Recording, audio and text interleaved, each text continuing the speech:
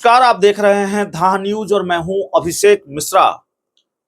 देखिए, बिहार के मुख्यमंत्री नीतीश कुमार 2024 के लोकसभा चुनाव में ताकतवर स्थिति में उभरे हैं, बहुत ताकतवर बनकर उभरे हैं और तकरीबन हर आकलन को फेल कर दिया। वैसे हर आकलन को नीतीश कुमार ने फेल कर दिया जो उनको और उनकी पार्टी को लेकर किए जा रहे थे। कहा यह जा रहा था कि नीतीश कुमार कमजोर स्थिति में हैं, नीतीश कुमार की पार्टी को नुकसान हो सकता है 24 के लोकसभा चुनाव में, सबसे ज्यादा नुकसान हो सकता है, बीजेपी से ज्यादा नुकसान हो सकता है। लेकिन नीतीश कुमार का स्ट्राइक रेट बीजेपी से बेहतर रहा है 2024 के लोकसभा चुनाव में। बीजेपी 17 सीटों पर लड़कर 12 सीटें जीती हैं और नीतीश कुमार 16 सीटों पर लड़कर 12 सीटें जीते हैं, तो स्ट्राइक रेट बेहतर है। कहा यह जा रहा था कि जिस तरीके से नीतीश कुमार जरूरी हैं मोदी के लिए, बीजेपी के लिए, और बीजेपी उनका साथ नहीं छोड़ना चाहेगी, साथ रखना चाहेगी, केंद्र सरकार को बचाए रखने में उनकी भूमिका होगी। उनके पास 12 सांसद हैं और बीजेपी को सहयोगियों के भरोसे ही सरकार चलानी है। ऐसे में नीतीश कुमार की इंपॉर्टेंस बहुत है। पटना में पोस्टर लग गए, टाइगर जिंदा है। पटना में बड़े बड़े पोस्टर लगाए गए, होर्डिंग लगाए गए, टाइगर जिंदा है। और ये विरोधियों को एहसास नहीं कराया जा रहा था, भारतीय जनता पार्टी को ताकत बताई जा रही थी नीतीश कुमार की, कि नीतीश कुमार का क्या कद है, क्या रसूख है। लेकिन बहुत कमाल की बात है कि पटना में पोस्टर लगते हैं, टाइगर जिंदा है, और दिल्ली से तस्वीर और खबर आ जाती है कि नीतीश कुमार प्रधानमंत्री नरेंद्र मोदी के पैर छूने चले गए। अब उन्होंने ऐसा क्यों किया होगा ये हम नहीं कर सकते, अच्छा किया गलत किया, लेकिन खबर बनी, खबर हुई कि भाई सुर्खियां बनी ये तस्वीर कि नीतीश कुमार मोदी के पैर छूने चले गए। फिर प्रधानमंत्री नरेंद्र मोदी ने उनको संभाला, उठाया। तो एक तरफ पटना में टाइगर जिंदा है, दूसरी तरफ दिल्ली से ये तस्वीर, ये खबर।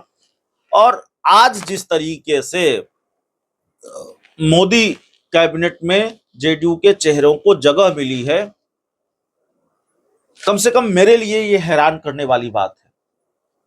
कहा यह जा रहा था कि 4 कैबिनेट मंत्री मिलेंगे, मतलब हर 4 सांसद पर कम से कम 1 मंत्री बनाया जाएगा। अगर 12 सांसद है, कम से कम 3 मंत्री तो बनाए जाएंगे जेडीयू के कोटे से। और हमारे पास भी ये जानकारी थी, समझ थी, जाहिर है हमारी भी बात होती है जेडीयू के लोगों से, पार्टी के लोगों से, राजनीति के जानकारों से। हमारी अपनी समझ भी बहुत कुछ इशारा करती है, जो हम समझते हैं वो बताते हैं। तुम्हारी अपनी समझ भी कह रही थी कि नहीं ठीक है, 4 कैबिनेट मंत्री अगर नहीं बनेंगे तो 2 कैबिनेट और 2 राज्य मंत्री बनेंगे।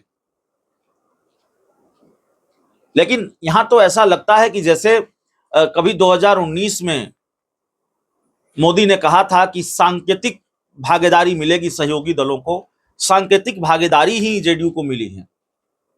12 सांसद और 1 कैबिनेट मंत्री, 1 राज्य मंत्री। ललन सिंह कैबिनेट मंत्री बनाए गए हैं और रामनाथ ठाकुर राज्य मंत्री बनाए गए हैं। तो ऐसी हिस्सेदारी, इतनी छोटी हिस्सेदारी उस पार्टी को, जिस पार्टी के पास 12 सांसद हैं, उस हिसाब से तो जीतन राम मांझी की ही लॉटरी लग गई।